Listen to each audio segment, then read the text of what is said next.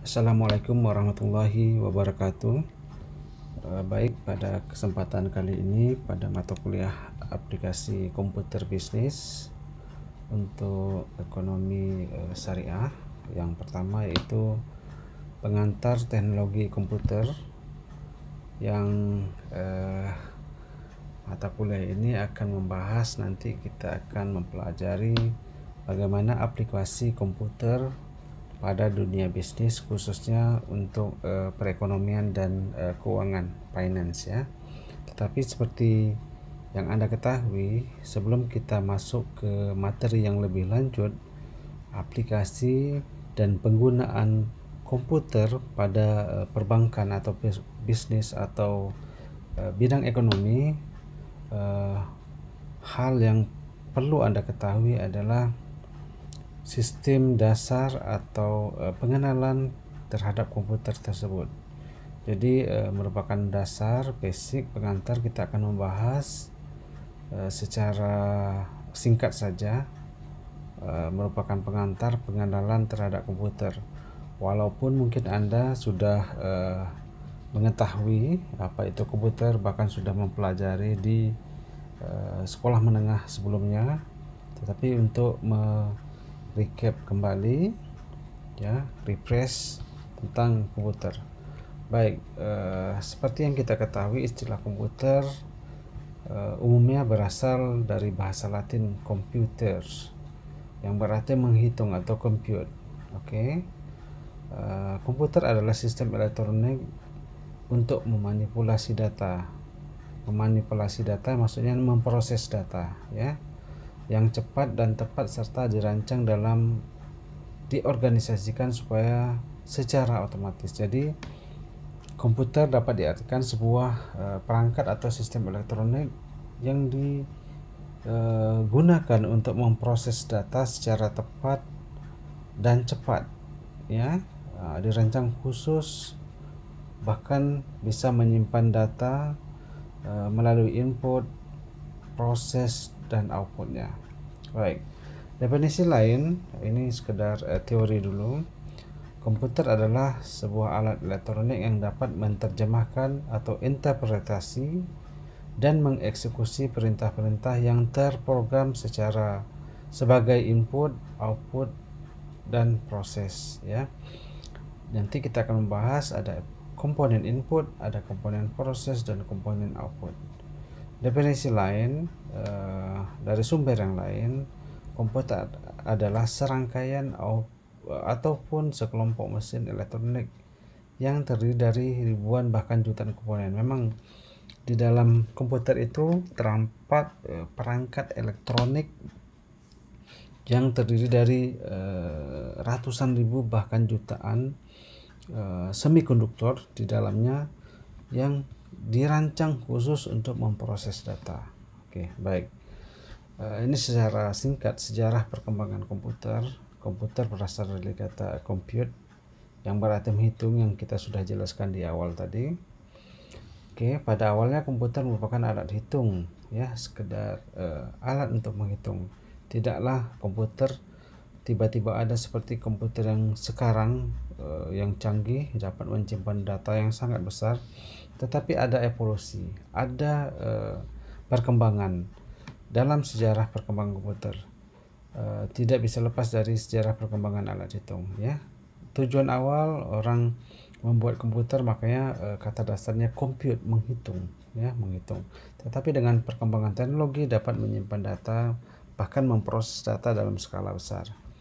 Seiring dengan perkembangan ilmu pengetahuan dan teknologi, komputer pun mengalami kemajuan ya. Sejak dari diciptakan mengalami kemajuan, dan komputer tidak hanya digunakan untuk menghitung, tetapi banyak berbagai aplikasi yang seperti kita lihat sekarang ini ya.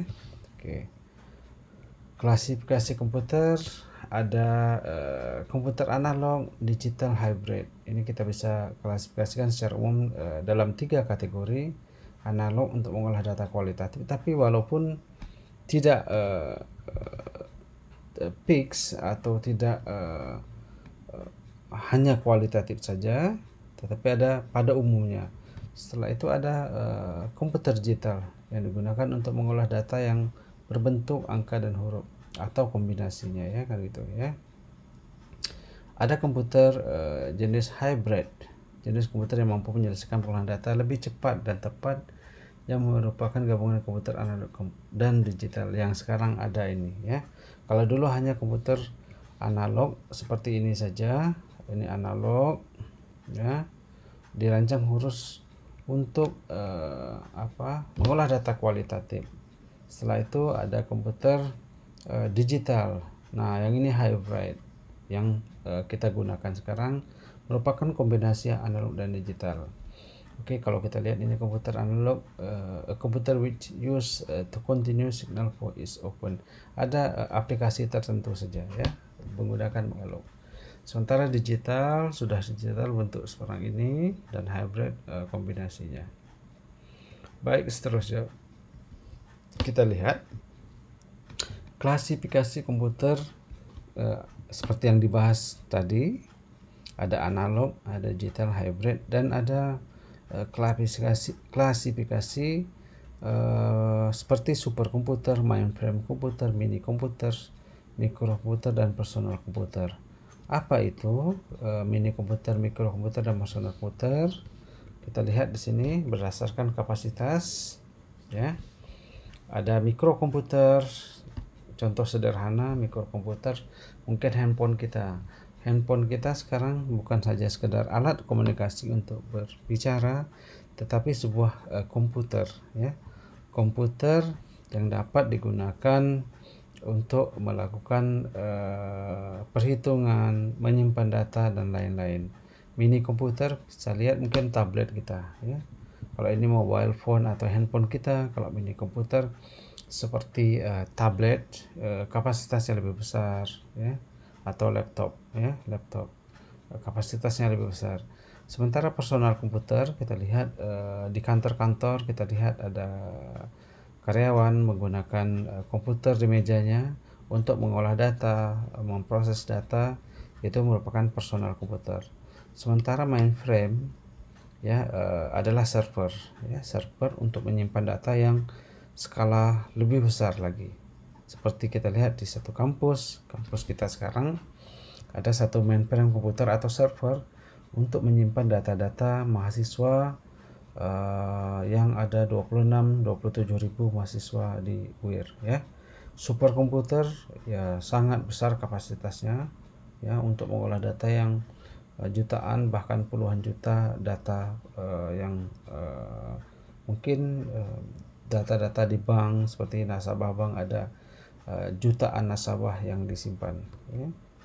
Oke, ini kita lihat tadi sudah kita bahas klasifikasi komputer berdasarkan kapasitasnya ya, kapasitas. Jadi kita singkat saja dapat harus membedakan apa itu mikro, mini, personal, mainframe, dan superkomputer ya. Kita lihat ini superkomputer ya, server. Nah, kita cepat saja karena ini brief, karena Anda sudah tahu, merupakan refresh, mengulang lagi. Dari sisi evolusi, komputer dari generasi pertama sampai generasi kelima sekarang ini mengalami perubahan yang sangat signifikan. Kalau kita lihat dari generasi pertama yang ukurannya sangat besar, bahkan sekarang sangat compact, kecil ya. Generasi pertama komputer terdiri dengan ditemukan tabung hampa, menggunakan tabung hampa. Generasi kedua sudah mulai menggunakan semikonduktor, yaitu transistor atau chip. Generasi ketiga sudah digunakan mikroprosesor atau integrated circuit. Ya, generasi 4 menggunakan mikroprosesor. Generasi kelima sekarang lebih maju lagi ya, chipnya lebih cepat dan kapasitas penyimpanannya sangat besar. Ini kita recap saja. Ini contoh generasi pertama menggunakan tabung hampa atau vacuum tube pada tahun 46 sampai 59. Komputernya ukurannya sangat besar, satu ruangan mungkin ya. Ya, pada awal tabung hampa atau vacuum tube digunakan sebagai komponen penguat signal. Bahan bakunya terdiri dari kaca sehingga banyak memiliki kelemahan seperti mudah pecah dan mudah menyalurkan panas. Panas ini perlu dinetralisasi oleh komponen lain yang berfungsi sebagai pendingin, kan gitu. Ini generasi kedua komputer ya, 1946 559.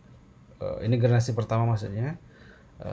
Identik dengan ukuran yang besar, memakai prinsip store program, dan sedangkan program 2 hanya bahasa mesin yang terdiri dari instruksi 0 dan 1 di dalam urutan tertentu ya. Operasi dibuat secara spesifik untuk suatu tugas tertentu, hanya tugas tertentu saja. Program hanya dapat dibuat dalam bahasa mesin. Operasi sangat lambat dan cepat panas, seperti komponen yang tadi terbuat dari kaca, vacuum tube, cepat panas, ukuran sangat besar seperti yang kita lihat tadi dalam satu ruangan. Komponen yang digunakan ada tampung haba, tabung hampa. Evolusi komputer generasi kedua sudah menggunakan semikonduktor. Ini transistor ya, merupakan ciri khas komputer generasi kedua. Bahan bakunya terdiri dari 3 lapis, yaitu basic, kolektor, dan emitter. Maksudnya generasi kedua tahun 1956 sampai 1963 sudah menggunakan semikonduktor dan ukurannya sudah mulai lebih kecil. Kalau tadi satu ruangan, sekarang sudah satu meja saja, lebih kurang. Transistor merupakan singkatan dari transfer resistor, yang berarti dengan mempengaruhi daya tahan antara 2 dari 3 lapisan, maka daya resistor yang ada pada lapisan berikutnya dapat pula dipengaruhi ya.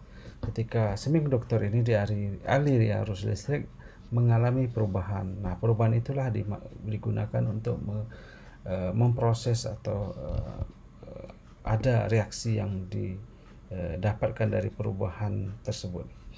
Oke, ini generasi kedua. Ciri-cirinya adalah transistor, komponen yang digunakan. Program dapat dibuat dengan bahasa tingkat tinggi, Fortran, COBOL, dan lain-lain ya. Mempunyai kemampuan proses real time dan time sharing. Ukuran fisik komputer lebih kecil dibandingkan dengan yang pertama tadi. Orientasi pada aplikasi bisnis dan teknik. Oke. Ini generasi ketiga sudah mulai lebih kecil, sudah berbentuk komputer sekarang ini. Tahun 64 sampai 71 kita lihat komputernya seperti ini. Nah, sudah menggunakan semikonduktor tetapi bentuk integrated circuit, di mana dalam satu IC sini terdapat puluhan bahkan ratusan semikonduktor tadi, transistor. Konsep semakin lebih kecil dan semakin murah dari transistor.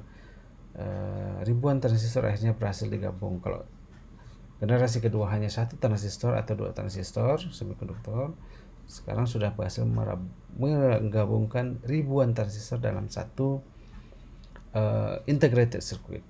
Oke, ini bahannya. Generasi ketiga mempunyai ciri komponen yang digunakan adalah integrated circuit atau IC, hybrid ya, dan monolitik. Secara umum banyak mengalami peningkatan dari softwarenya. Ada perangkat lunaknya ya, software.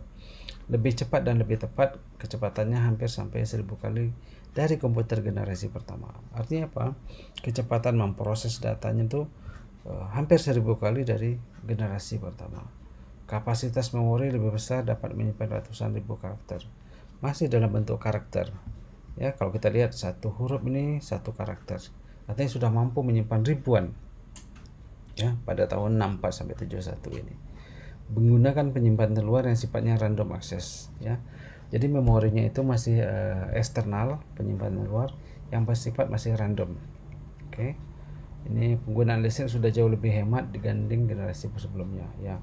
Kalau kita lihat ukuran sudah terlalu kecil, bukan satu meja lagi, sudah bentuk satu unit ya.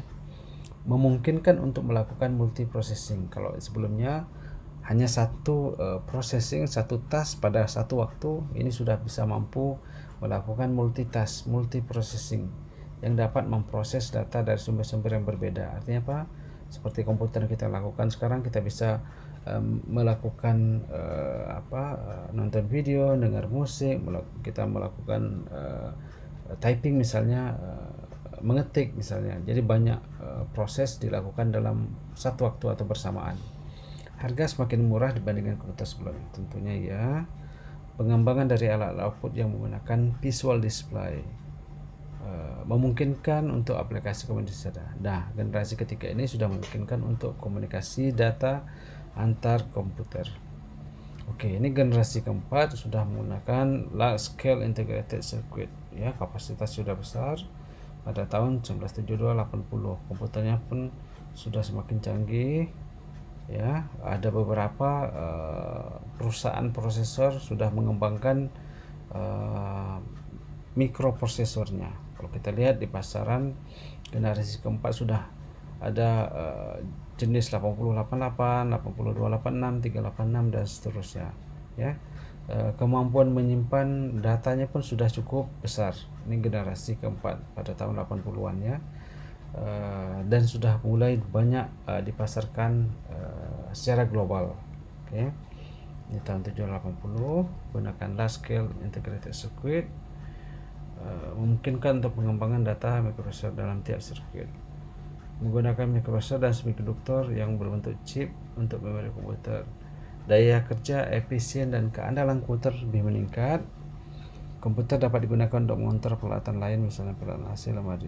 Sudah mulai bisa untuk digunakan kontrol yang lain. Nah, ini generasi kelima. Komputer sekarang sudah sangat bagus. Tahun 82 atau 80-an sampai sekarang. Walaupun sejak 40 tahun belakangan banyak lagi perubahan perkembangan, mulai dari Pentium prosesor Intel sini sampai sekarang sudah i7, bahkan sudah i9. Banyak evolusi dari beberapa puluh tahun berikutnya, dari 80-an, 90-an, 2000 sudah banyak perkembangan. Oke. Nah, ciri-ciri prosesor digunakan ini cikal bakal dari Profesor, salah satu perusahaan pengembang untuk mikroprosesor pada sebuah komputer. Seperti yang kita sampaikan tadi, sekarang pun sudah prosesornya dari Intel i9 atau i9. Komputer mampu menerjemahkan bahasa manusia, dapat langsung berbicara atau bercakap-cakap dengan komputer serta menghemat energi komputer. Oke, ya. Nah, ini kalau kita lihat, kita perhatikan beberapa evolusi dari prosesor komputer dari perusahaan Intel. Ada beberapa perusahaan yang mengembangkan prosesor untuk komputer. Ini kita lihat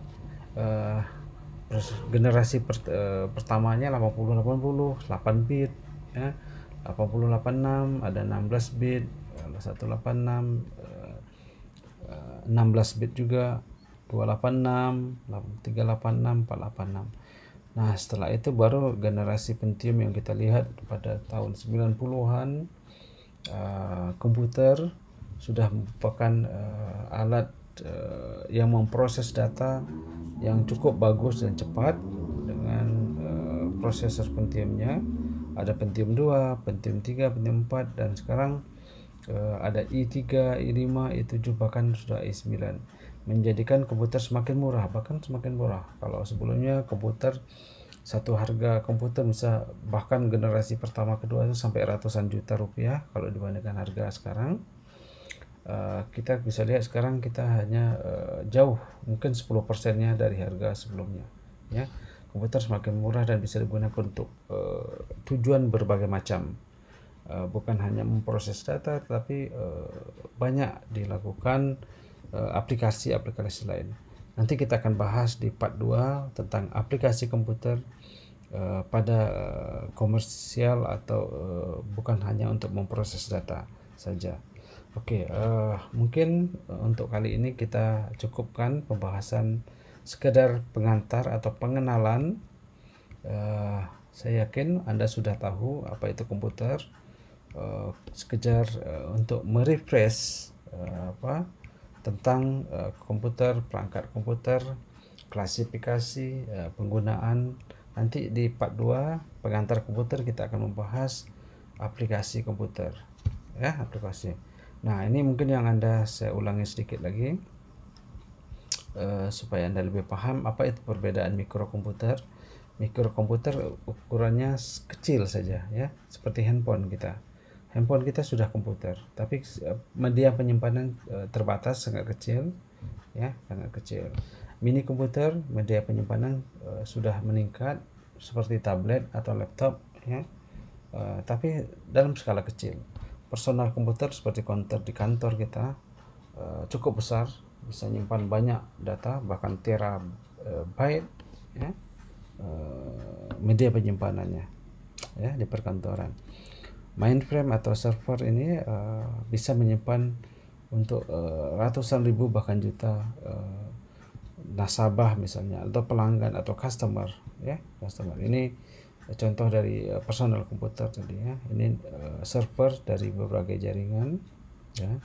Oke, super komputer adalah very big komputer, dapat menyimpan data yang kapasitasnya sangat besar, ya, sangat besar. Sudah super komputer.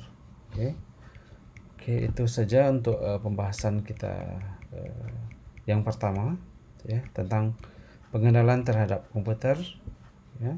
Nanti kita akan sambung di sesi yang kedua, aplikasi komputer secara umum.